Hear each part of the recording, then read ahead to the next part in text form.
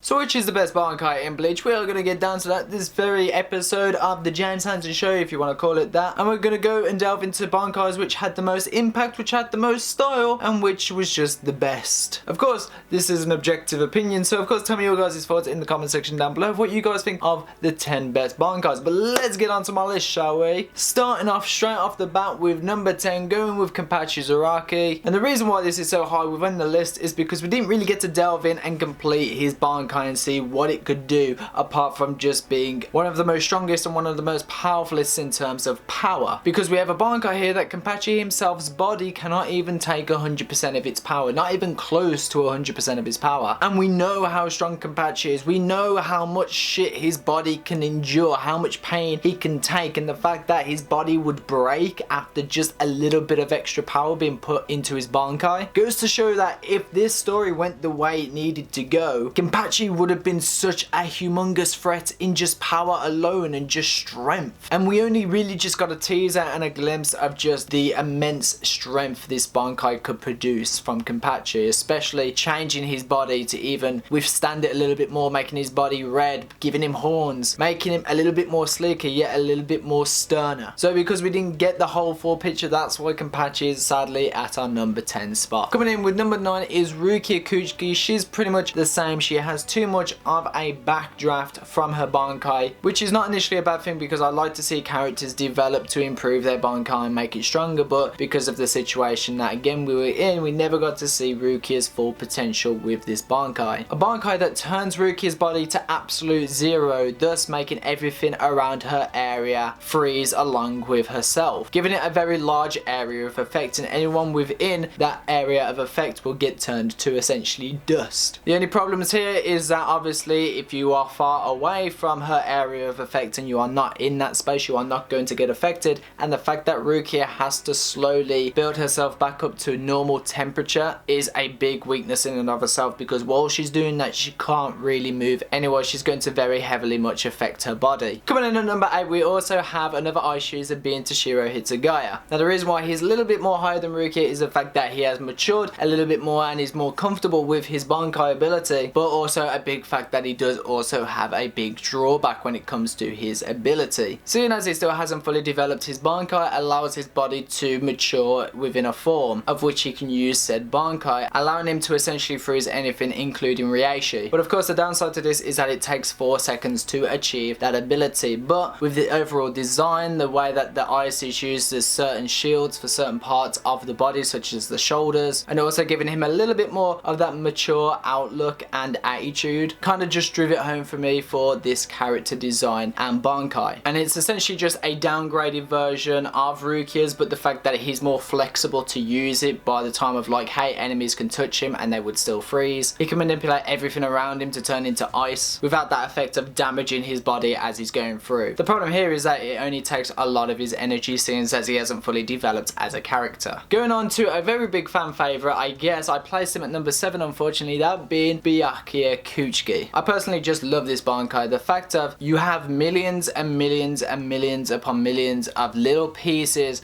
of metal flying around, the fact that you can't see it unless the sunlight touches those blades is essentially the fact of you are essentially fucked. That's why I really think Aizen sent him all the way in Heiko Mundo so he wouldn't have to deal with him within the war. The fact of Byakuya being able to have this massive area of effect as well as close range combat is definitely a big player. It's great for both offensive and defensive. It's great for both in a way of creating an isolated space and also being able to create a ball of blades that constantly are shrinking and shrinking until there's nothing left of the opponent. So unless you've got some Aizen regeneration technique or you have a Kido that can create a barrier around you that's strong enough to not be damaged by Zenbon Sakura, you're gonna be pretty much fucked. As well as Byakuya being pretty much safe in this situation as he has the safe zone as well, so he can fight in a pretty close combat situation too. So he's gotta be up there on the top 10. Next up, coming at number 6 is Ichibei. Now the reason why again he's number 6 and not up there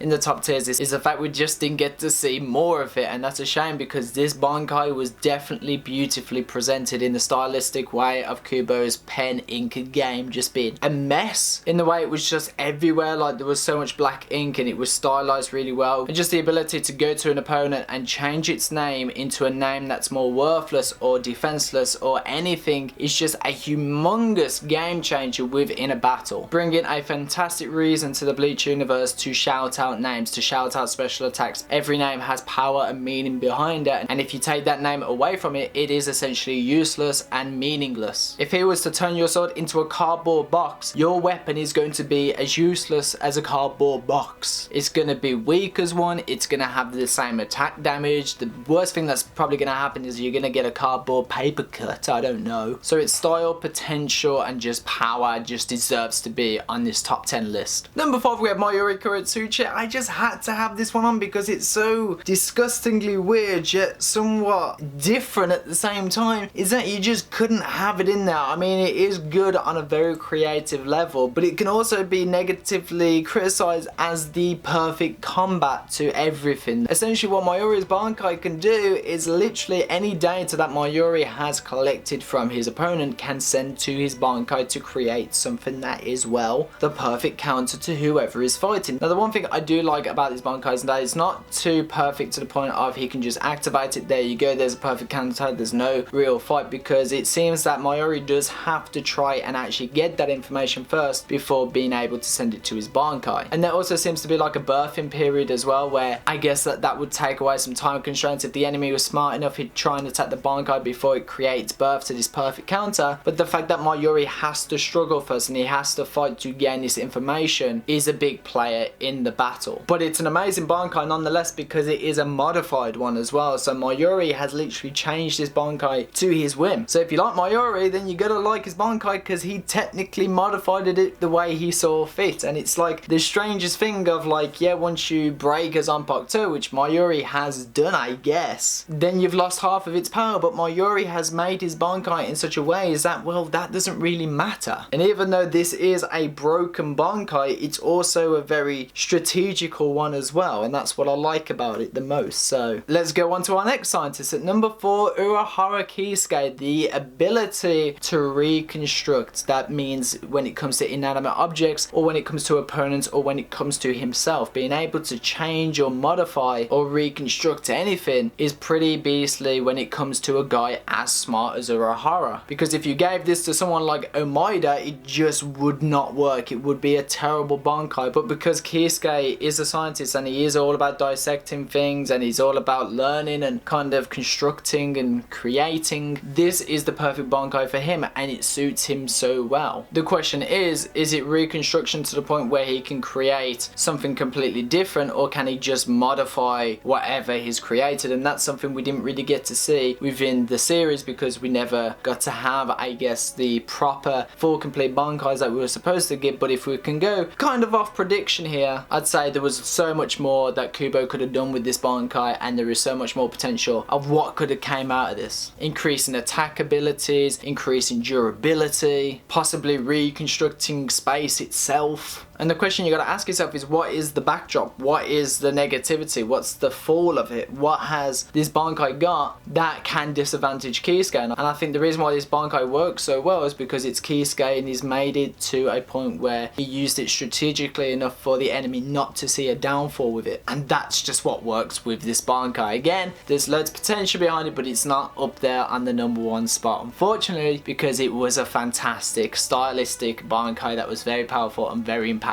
Coming in with number 3 is, I love this one on a creative level, of Shunsui Kyoraku using childish games to win his battles. And I love this because it's kind of like Russian roulette or a game of risk. When it comes to games, well, especially if you're smart like Kyoraku and use only some games you know you're going to win, some childish games you're just not going to win. And I feel like he didn't use this between Aizen because, one, when he used the pool of water or the pool of Ryatsu or Ryashi, whatever you kind of count that as, is the ability of making both people within that area drown until the last one's Ryashi has kind of depleted. And if you were to use that on Aizen, it just wouldn't work because Aizen has so much more power compared to Kyoraku, so Kyoraku would essentially be, you know, cause his own death. But also because Aizen was smart enough to understand and be knowledgeable about certain games as well, and this could have been Kyoraku's downfall. But when it came to his fight against Lele Barrow, he was on top of it, and I love the creativeness that was used behind how hey, let's use this game, let's mix it in with this one, let's put in these rules. It was creative, it was different, and you just didn't know where it was going to turn. But the downfall to this is that it is a double suicide. It depends on the enemy, it depends on, is he smart enough or is he strong enough? And then it be the other one, which is his Bankai needs to be in that mood to actually activate Bankai and go into that playful game mood that Kyoraku goes on so much about. So that's why it's number 3. Now this was a tough one for me for number 1 and number 2, but I'm gonna go with it. Hopefully you guys enjoy it. I did initially have this as my number 1, but I had to let fanboying aside. Number 2 being Bankai Ichigo, or Full Getsuga Tensho Ichigo. Now, the reason why I say this, because many would question, well, is that a Bankai? And I had to sit there and think about, well, he is in Bankai form, and I have a theory as well about that actually being his true Bankai form, because if you think about it, because at this point in the fight, Zangetsu and Hollow Ichigo had put all their faith into Ichigo. It's like, there you go, here's all our power, and that was all of Tensa Zangetsu's power, everything within that blade, and seeing the full potential of Tensa Zangetsu, seeing what he was able to do, simple swings, literally dissolving mountains with simple air pressure, seeing him go from a town to a completely deserted place in literal matters of seconds, seeing him tank a Transcendent Being Zero without even so much of a flinch. This guy, this Bankai tanked so much, and if you didn't know about Tensa Zangetsu as well, is that its clothing in and of itself obviously records his spiritual energy. So when Aizen did them Zero attacks, it only took a little bit of his clothing off, being his spiritual energy or the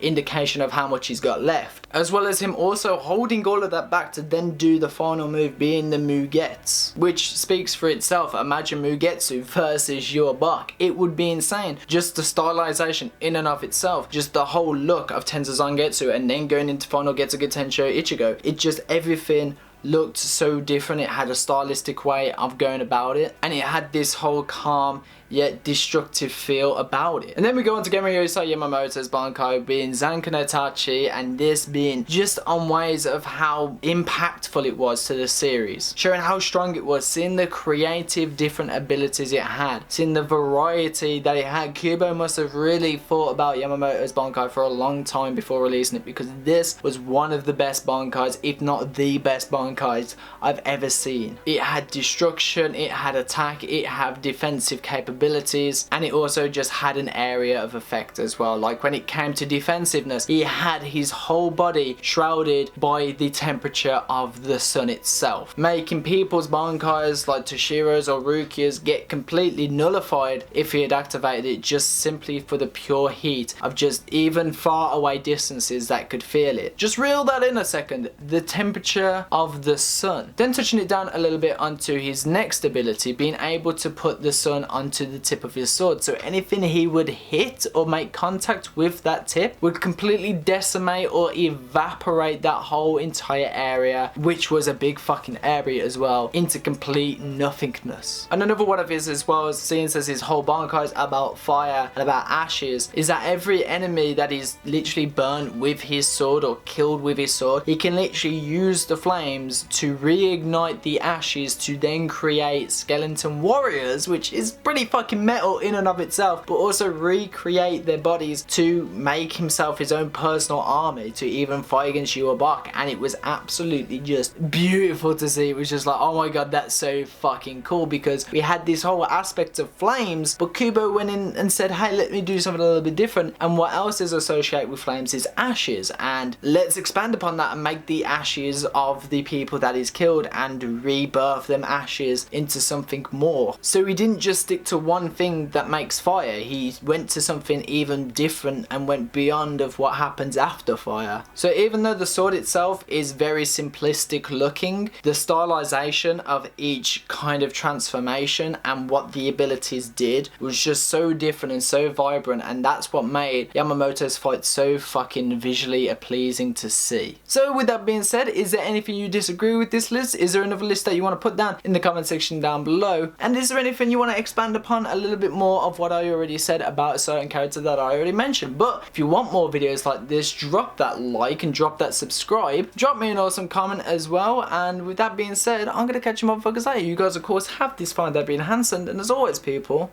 peace out.